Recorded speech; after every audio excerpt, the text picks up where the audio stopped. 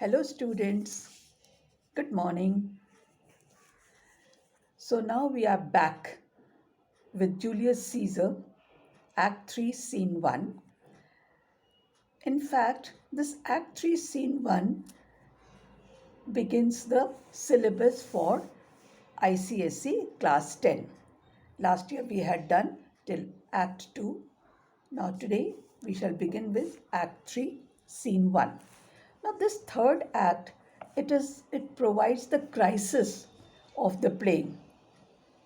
We shall see how Caesar enters the Capitol with pomp and show, and he ignores the warnings given to him by the soothsayer and the Artemidoros. The conspirators crowd around Caesar in support of a petition presented by Metellus Cimber. Caesar shows his arrogance and refuses to change his decision. At this juncture, Casca stabs him. Then the other conspirators follow the suit, and Caesar dies with the words "Et tu, Brute" on his lips.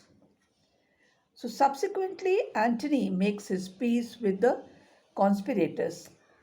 Brutus gives permission to Antony to deliver a funeral oration for Caesar. Well, this is just the summary of the Act 3, Scene 1. Now we shall do the explanation.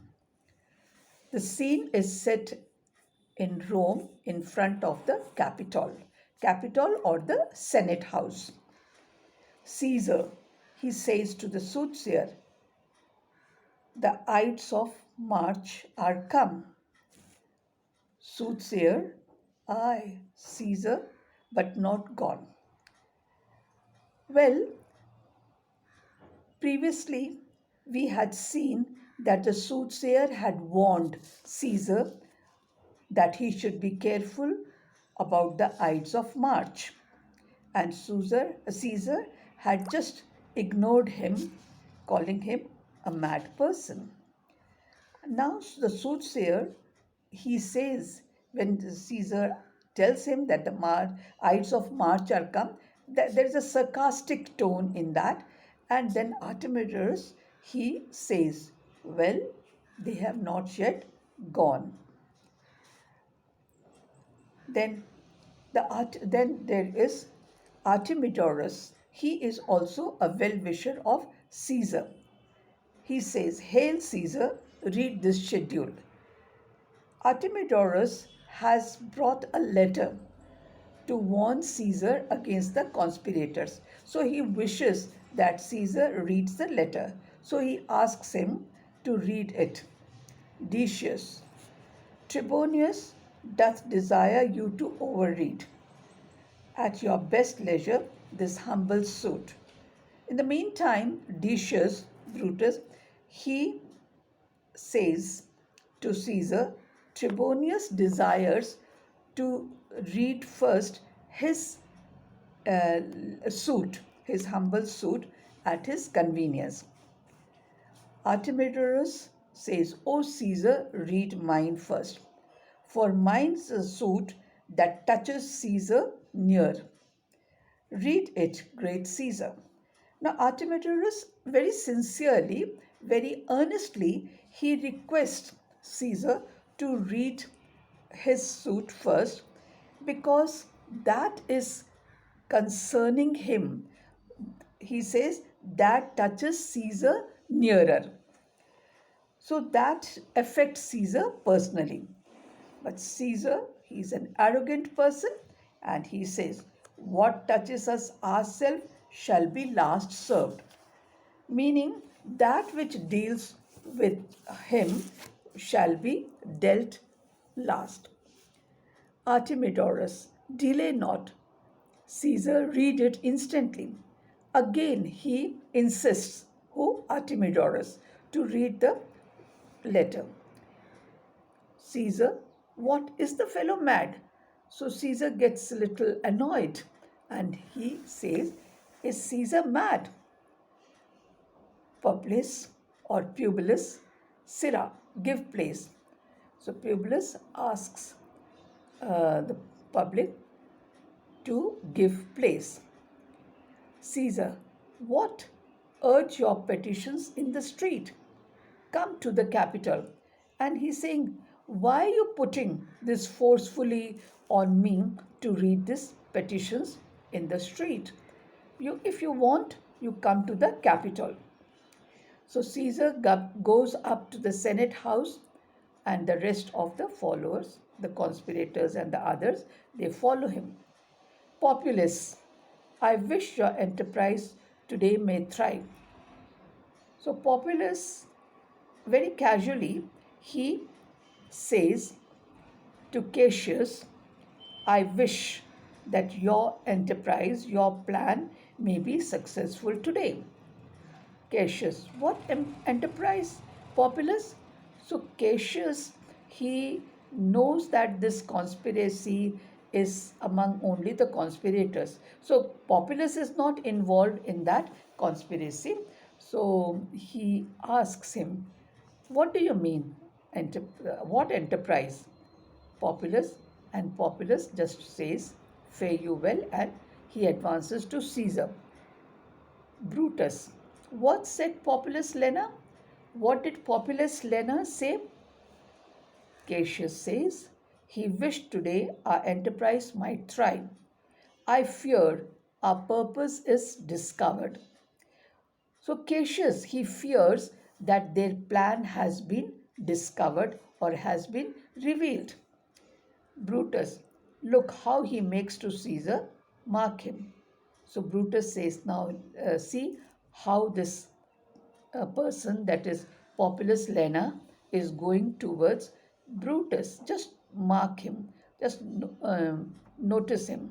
Cassius, Casca, be sudden.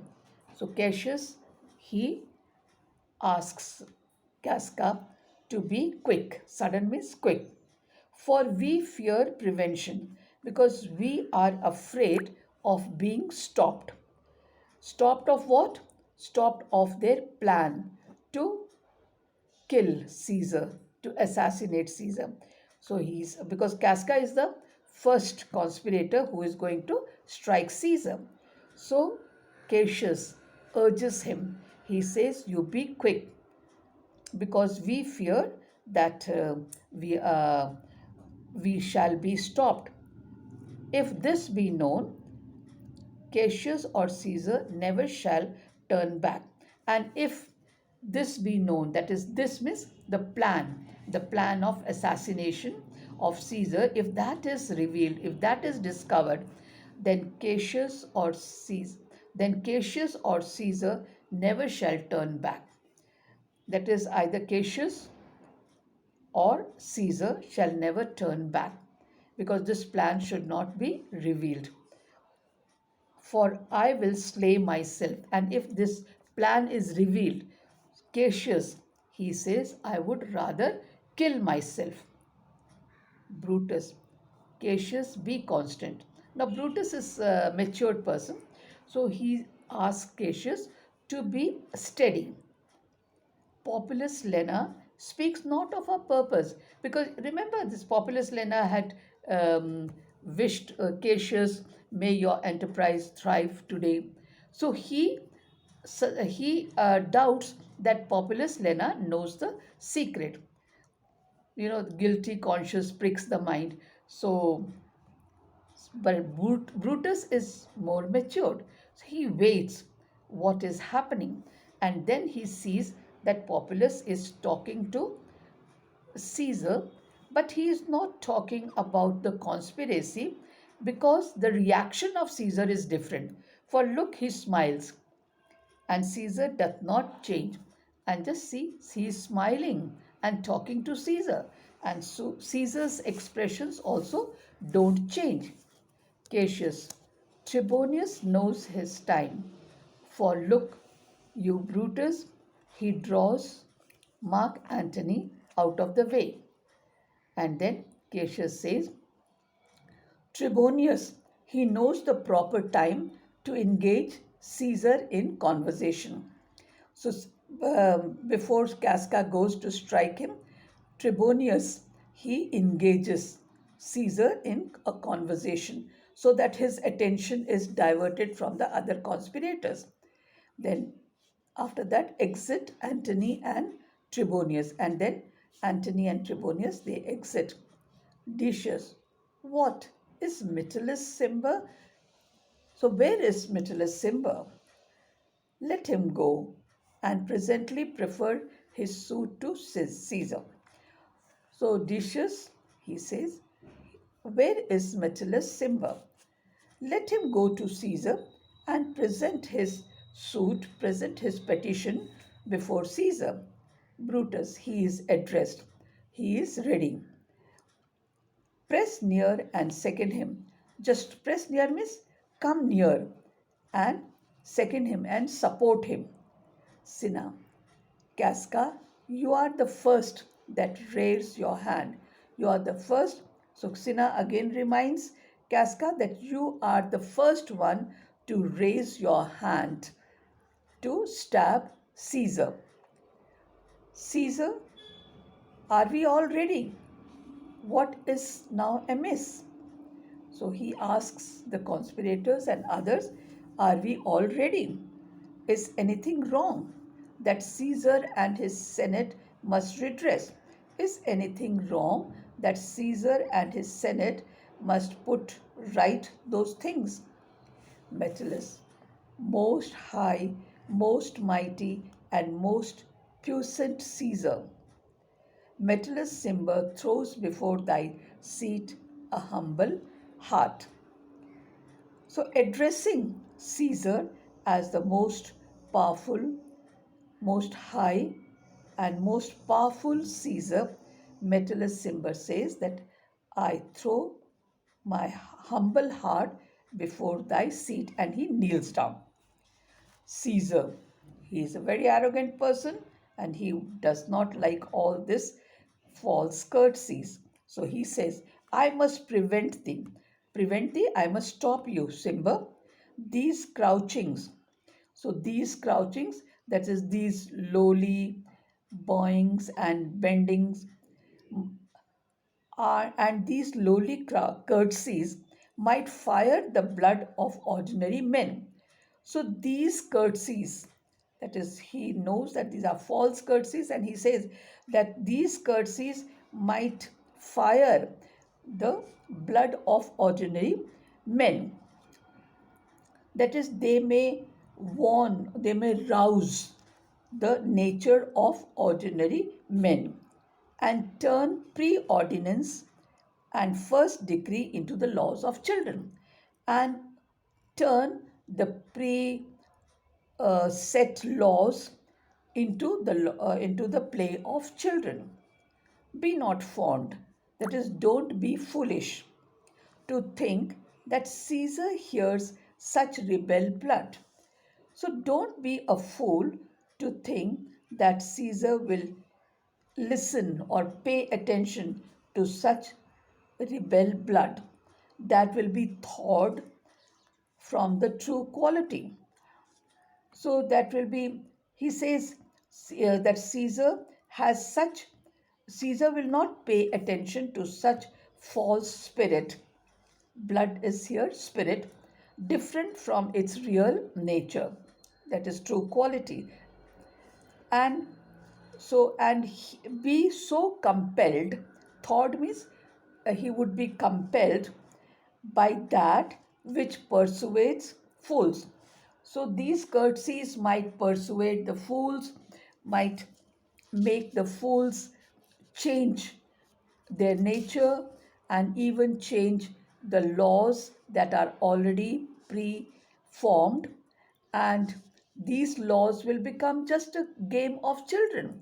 But he says, no, I am not going to do that. Look, crooked courtesies and base spaniel fawning. So these crouchings, like that of a dog wanting to be petted. Thy brother by decree is banished. Your brother by law has been banished. if thou dost bend and pray and fawn for him.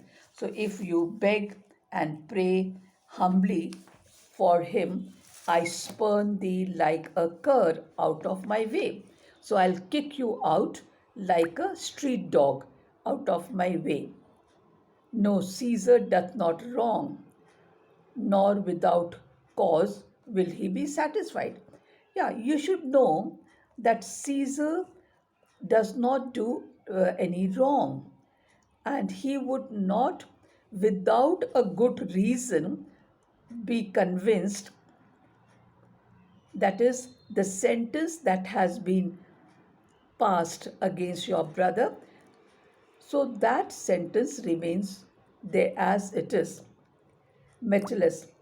Then Metellus, he turns to the other conspirators and he says, is there no voice more worthy than my own to sound more sweetly in great Caesar's ear for the repealing of my banished brother?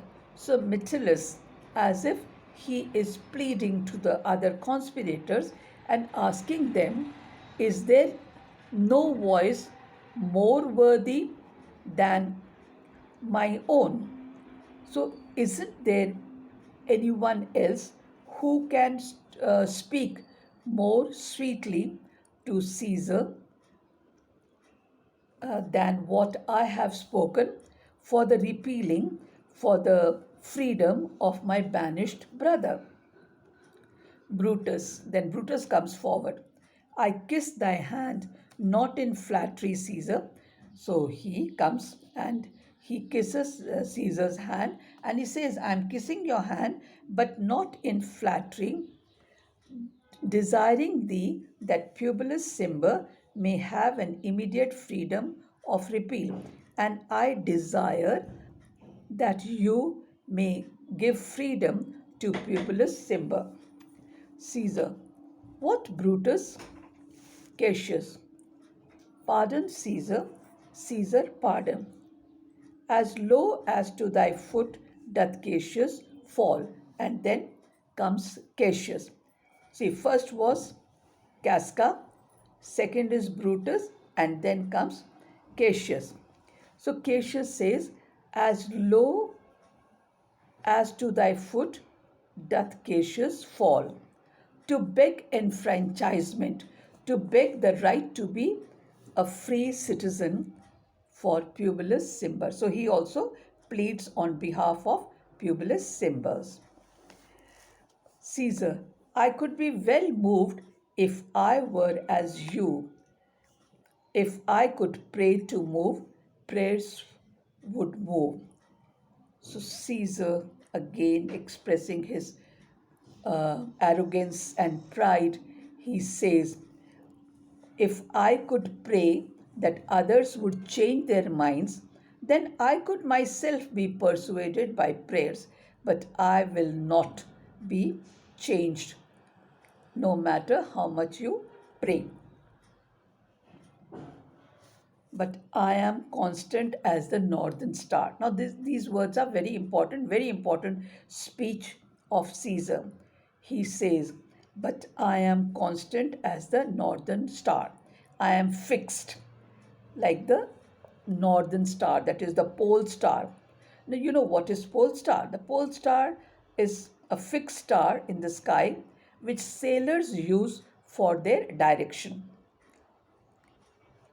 of whose true fixed and resting quality, that is, he's describing the fixed and rigid quality of the pole star, saying that the pole star is constant, it is fixed in one position.